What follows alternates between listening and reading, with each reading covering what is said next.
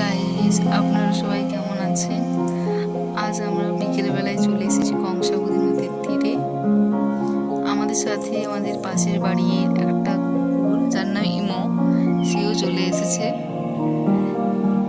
আমরা এখানে পাড়ে দাঁড়িয়ে আছি, একটু জলটা বেশি বলে। ওখানে ওই মানুষগুলো মাছ ধরতে নেমেছে।